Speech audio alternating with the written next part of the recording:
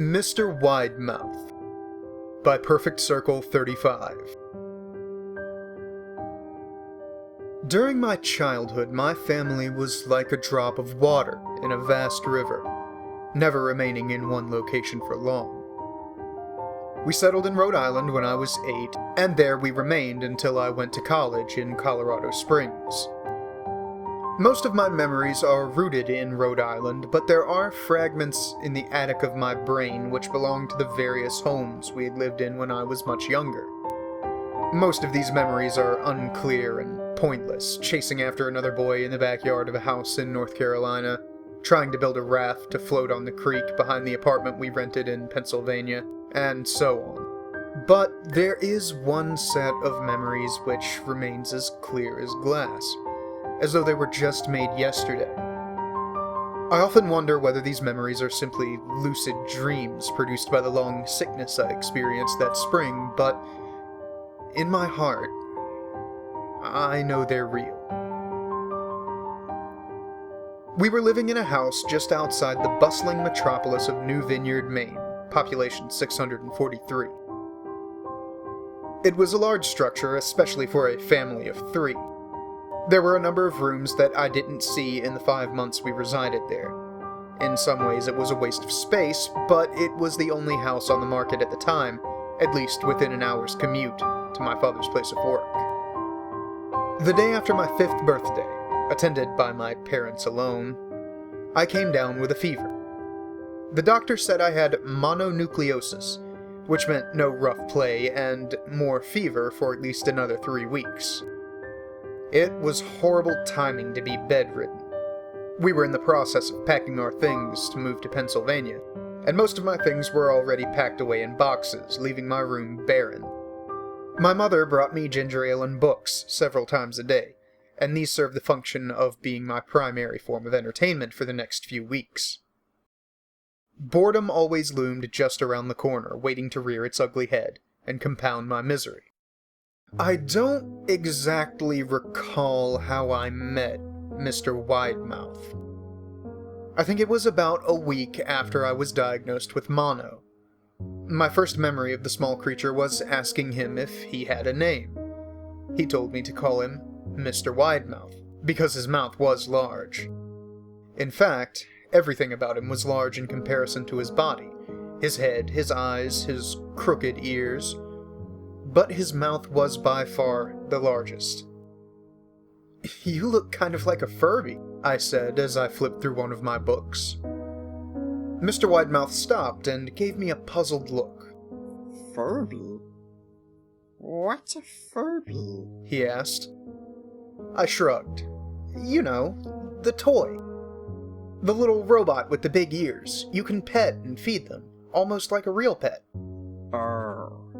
Mr. Widemouth resumed his activity. "You don't need one of those. They aren't the same as having a real friend." I remember Mr. Widemouth disappearing every time my mother stopped by to check in on me. "I lay under your bed," he later explained. "I don't want your parents to see me because I'm afraid they won't let us play anymore." We didn't do much during those first few days. Mr. Widemouth just looked at my books, fascinated by the stories and pictures they contained. The 3rd or 4th morning after I met him, he greeted me with a large smile on his face. "I have a new game we can play," he said. "We have to wait until after your mother comes to check on you, because she can't see us play it. It's a secret game." After my mother delivered more books and soda at the usual time, Mr. Widemouth slipped out from under the bed and tugged my hand. "We have to go to the room at the end of this hallway," he said. I objected at first, as my parents had forbidden me to leave my bed without their permission, but Mr. Widemouth persisted until I gave in. The room in question had no furniture or wallpaper. Its only distinguishing feature was a window opposite the doorway. Mr. Widemouth darted across the room and gave the window a firm push, flinging it open. He then beckoned me to look out at the ground below. We were on the 2nd story of the house, but it was on a hill, and from this angle the drop was farther than 2 stories due to the incline. "I like to play pretend up here," Mr. Widemouth explained. I pretend there's a big, soft trampoline below this window. And I jump. If you pretend hard enough, you bounce back up like a feather. I want you to try. I was a 5-year-old with a fever, so only a hint of skepticism darted through my thoughts as I looked down and considered the possibility. It's a long drop, I said. Oh, but that's all part of the fun. It wouldn't be fun if it was only a short drop. If it were that way, you may as well just jump off a real trampoline. I toyed with the idea, picturing myself falling through thin air only to bounce back to the window on something unseen by human eyes. But the realist in me prevailed. Maybe some other time, I said. I don't know if I have enough imagination. I could get hurt. Mr. Widemouth's face contorted into a snarl, but only for a moment. Anger gave way to disappointment. If you say so, he said. He spent the rest of the day under my bed, quiet as a mouse. The following morning, Mr. Widemouth arrived holding a small box. Hey, I want to teach you how to juggle, he said. Here are some things you can use to practice, before I start to give you lessons. I looked in the box. It was full of knives. My parents will kill me, I shouted, horrified that Mr. Widemouth had brought knives into my room, objects that my parents would never allow me to touch. I'll be spanked and grounded for a year. Mr. Widemouth frowned. It's fun to juggle with these. I want you to try it. I pushed the box away.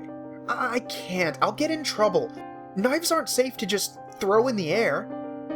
Mr. Widemouth's frown deepened into a scowl. He took the box of knives and slid under my bed, remaining there the rest of the day. I began to wonder how often he was under me. I started having trouble sleeping after that. Mr. Widemouth often woke me up at night, saying he put a real trampoline under the window. A big one that I couldn't see in the dark. I always declined and tried to go back to sleep, but Mr. Widemouth persisted. Sometimes he stayed by my side until early in the morning, encouraging me to jump. He wasn't so fun to play with anymore. My mother came to me one morning and told me I had her permission to walk around outside. She thought the fresh air would be good for me, especially after being confined to my room for so long. Ecstatic, I put on my sneakers and trotted out to the back porch, yearning for the feeling of sun on my face. Mr. Widemouth was waiting for me. I have something I want you to see, he said. I must have given him a weird look, because he then said, It's safe, I promise.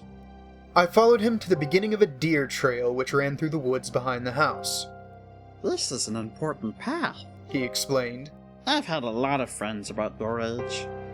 When they were ready, I took them down this path, to a special place. You aren't ready yet, but one day, I hope to take you there. I returned to the house, wondering what kind of place lay beyond that trail.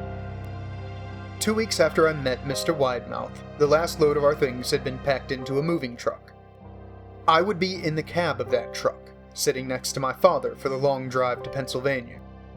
I considered telling Mr. Widemouth that I would be leaving, but even at 5 years old I was beginning to suspect that perhaps the creature's intentions were not to my benefit, despite what he said otherwise. For this reason, I decided to keep my departure a secret. My father and I were in the truck at 4 a.m. He was hoping to make it to Pennsylvania by lunchtime tomorrow with the help of an endless supply of coffee and a 6-pack of energy drinks. He seemed more like a man who was about to run a marathon rather than one who was about to spend 2 days sitting still. Early enough for you? He asked. I nodded and placed my head against the window, hoping for some sleep before the sun came up. I felt my father's hand on my shoulder. This is the last move, son, I promise.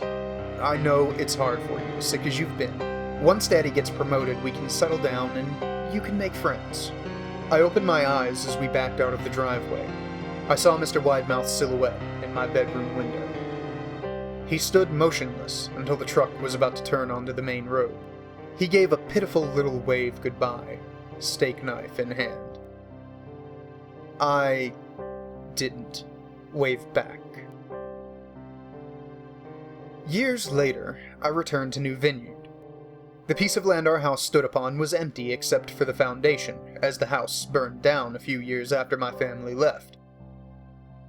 Out of curiosity, I followed the deer trail that Mr. Widemouth had shown me. Part of me expected him to jump out from behind a tree and scare the living bejesus out of me, but I felt that Mr. Widemouth was gone, somehow tied to the house that no longer existed. The trail ended at the New Vineyard Memorial Cemetery. I noticed that many of the tombstones belonged to children.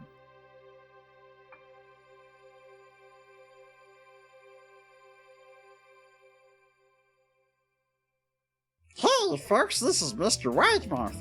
Thanks for listening to Jim's channel. You should check out the rest of his stuff. Like, the thing he did, about the time machine. I think he created a time machine. You should look into that. And listen to his podcast. Be warned though, there's a lot of swearing, so children, cover your eyes. Be sure to like, favorite, subscribe, and share it to all your friends. You can share it to your best friend. I like being friends with people. Don't you? Oh, and check out Laughably Dapple. You may want to do that at some point. It's fine, I guess. It's fine. Are you still here? Dad, go home. What are you doing? I mean, click another video. Click another one of Jim's videos. I don't care. Just leave me alone. Starting to feel itchy. And sound like terminal velocity, apparently. You guys are still here?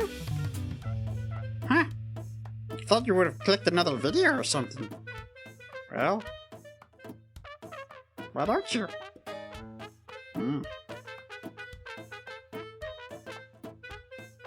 Sound like Yoda, I do. Alright, I'm done. Bye.